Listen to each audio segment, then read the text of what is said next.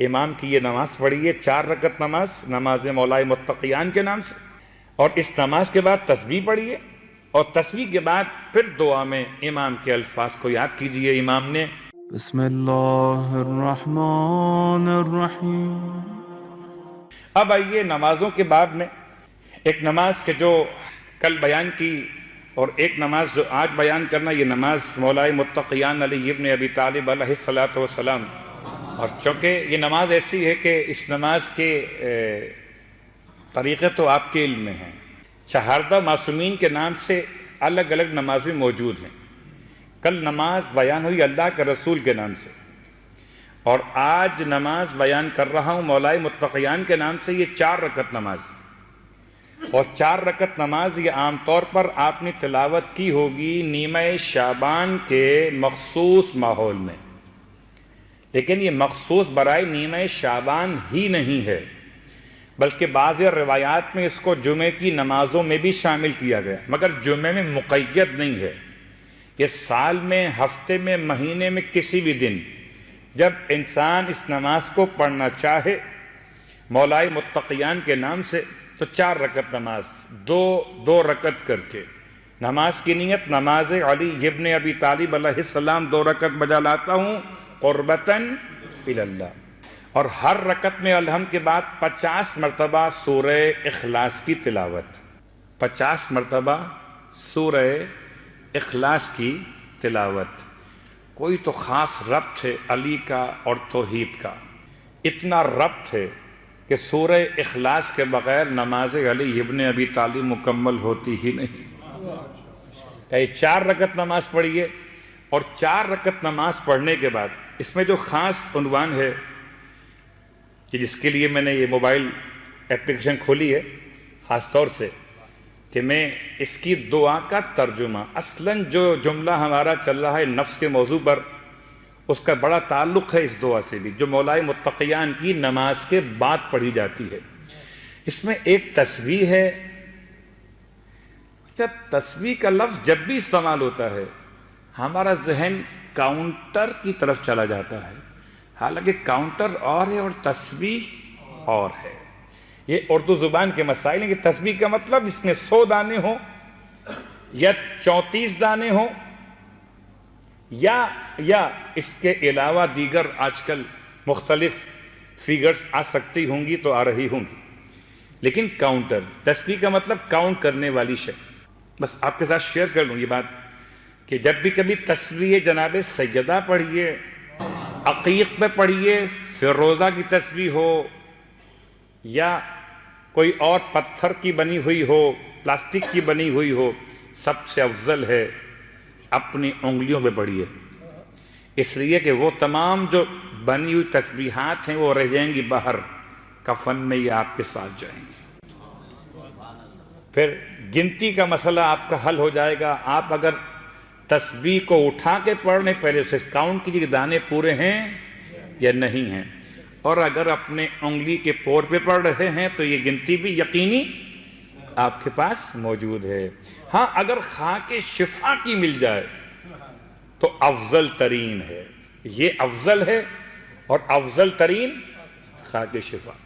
لیکن جب بھی کبھی تسبیح عربی عبارت میں استعمال ہو، اس کا مطلب ہے سبحان کہنا، اس کا مطلب ہے سبحان کہنا، اور یہ 7 مرتبہ سبحان کے لفظ کو استعمال کیا مولا متقیان علی ابن ابی طالب علیہ السلام کی نماز کے بعد۔ یہ 7 مرتبہ سبحان من لا تبید معالم، سبحان من لا تنقص خزائن، سبحان من لا اضمحلال لفخر، سبحان من لا ينفد ما عنده، سبحان من لا انقطاع لمدت، سبحان من لا یشارک احد فی امر، سبحان من لا الہ غیرہ۔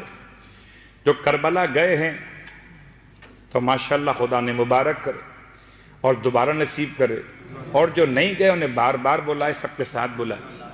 تو کربلا معلیٰ کے اعمال حرم سرکار سید الشہداء میں 2 تسبیحات ہیں، ایک مولا حسین کے سرہانی پڑھی جاتی ہے، ایک مولا حسین کے پانتین پڑھی جاتی ہے۔ ایک جانب سر مقدس، ایک جانب قدم مقدس. جو جانب سر مقدس پڑھی جاتی ہے وہ تسبیح ہے امیر المومنین، یہ والی تسبیح ہے.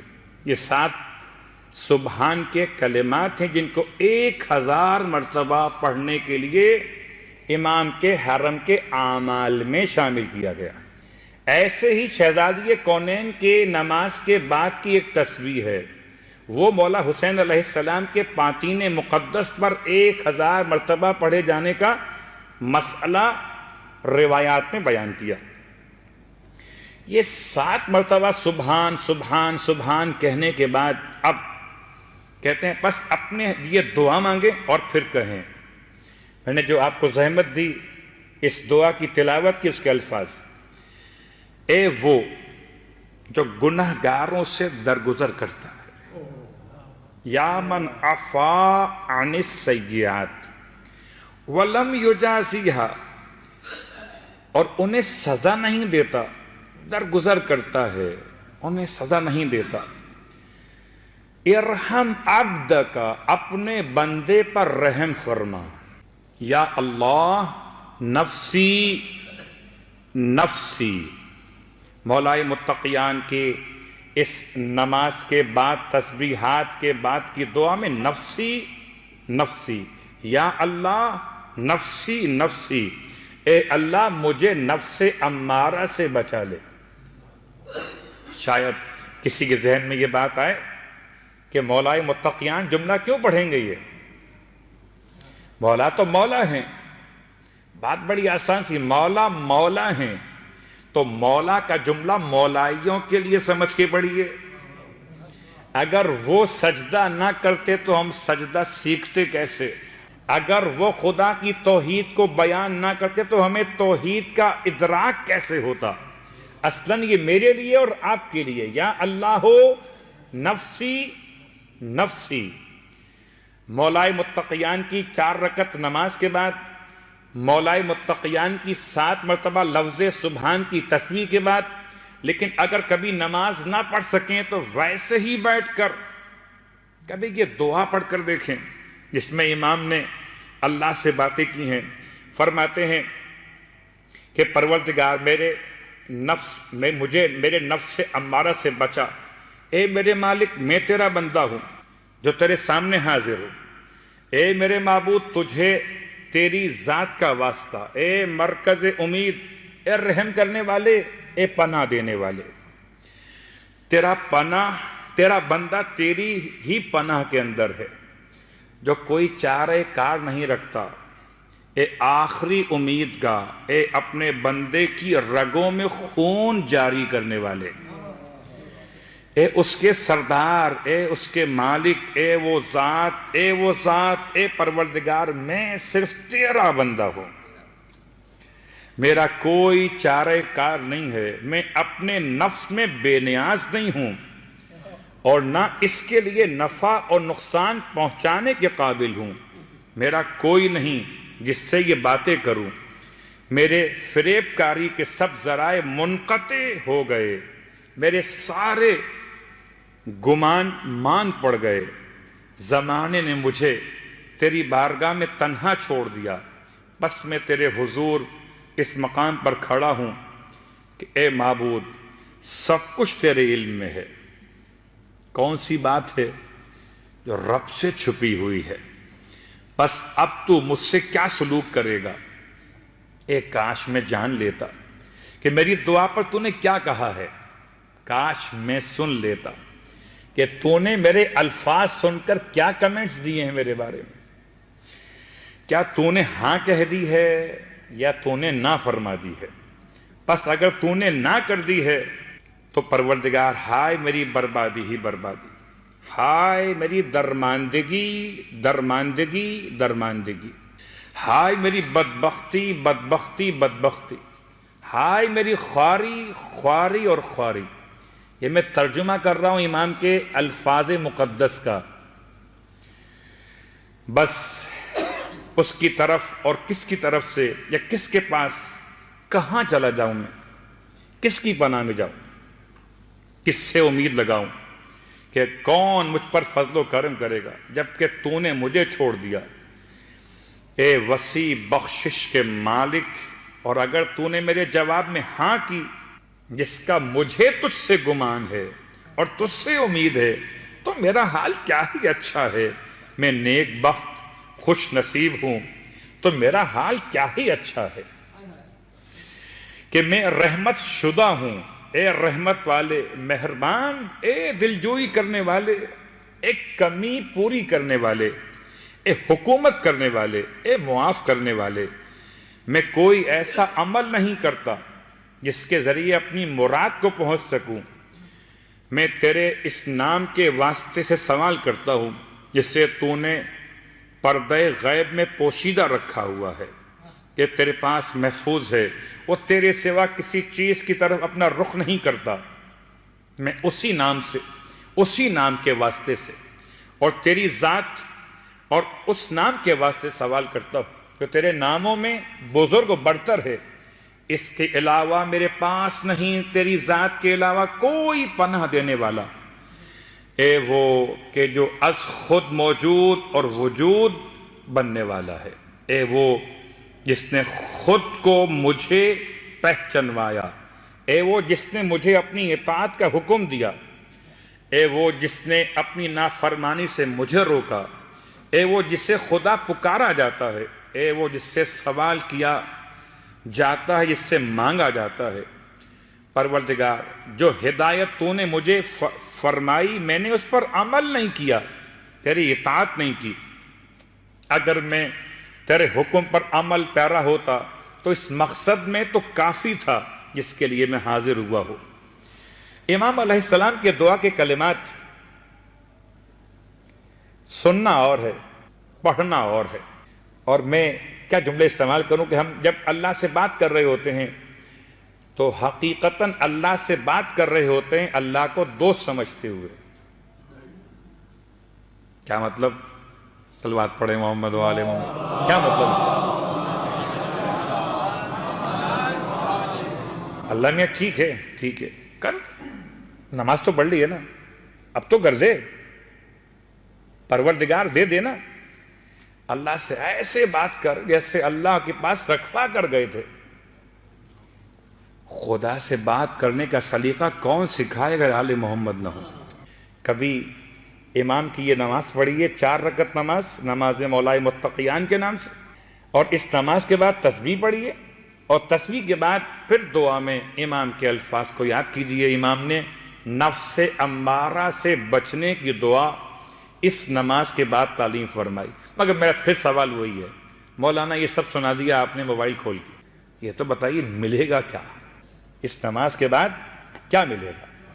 ویسے تو بہت سے ایسے لوگ ہیں، میں عجیب جملہ کہنے والا ہوں، بہت سے لوگ ایسے ہیں جو کہتے ہیں یہ ہمارا مسئلہ نہیں ہے، کچھ نہ ملے، بس محبت علی ابن ابی طالب میں بقا مل جائے۔ امام کے الفاظ ہیں، روایت کے جملے، کہ جو شخص مولائے متقیان کی اس نماز کو بجا لائے گا وہ ایسے ہو جائے گا کہ یوم ولدتہ امہ، جیسے اسے اس کی ماں نے آج ہی جنا ہو۔ ہے کوئی جو اپنی برتھ ڈے منانا چاہتا ہو؟ ایک برتھ ڈے وہ ہے جو منائی جاتی ہے سال میں ایک مرتبہ، اور آپ جب چاہیں اپنی برتھ ڈے منا سکتے ہیں۔ کیا مطلب؟ اس نماز کو پڑھیے تو ایسے ہو جائیے جیسے آج ہی پیدا ہوئے۔ صلوات پڑھے محمد و آل محمد۔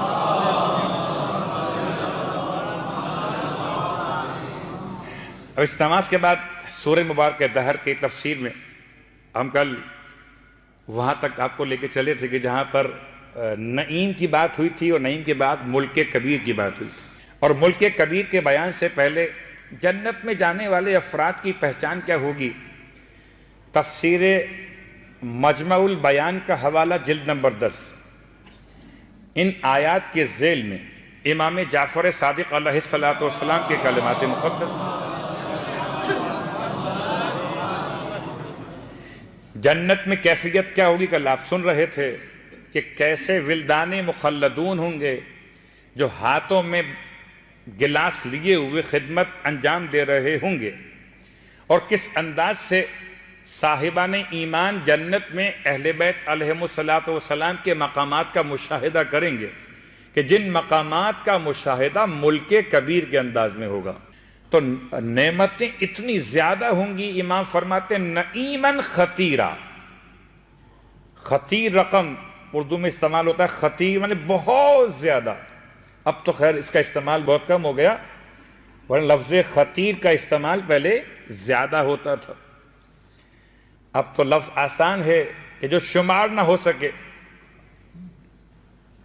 خطیر کا مطلب جو شمار نہ ہو سکے۔ تو روز قیامت جتنی نعمتیں نصیب ہوں گی صاحبان ایمان کے لیے وہ شمار نہ ہو سکیں گی۔ نعیماً خطیراً و ملکاً کبیرہ۔ ملکاً کبیرہ کیا؟ اس کے لیے پہلے پہچانتے ہیں کہ جنت میں صاحبان ایمان جو پہنچیں گے تو ان کے مکان کی جو پیمائش ہوگی وہ کتنی بڑی ہوگی۔ آپ کو کتنا بڑا مکان چاہیے؟ 120 گز کا چاہیے؟ قبلہ بڑے شہر میں اگر 80 گز کا مل جائے تو بڑی بات ہے۔ کہا نہیں آپ اور بات کیجئے، کہا اگر 240 کا ہو تو کیا کہنے، تھوڑا سا کمرے بڑے ہو جائیں گے۔ کہا اگر فیملی بڑی تو کیا کریں گے، کہا کم از کم پھر 400 گز کا ہو۔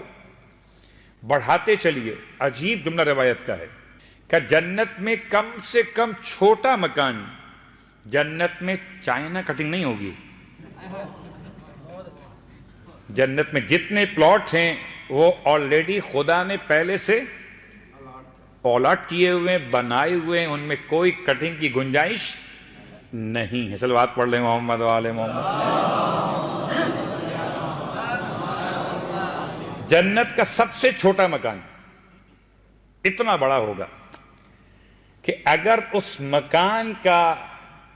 مکان کے اندر کا سروے کرنا چاہیں تو 1000 سال کی مسافت کا ٹائم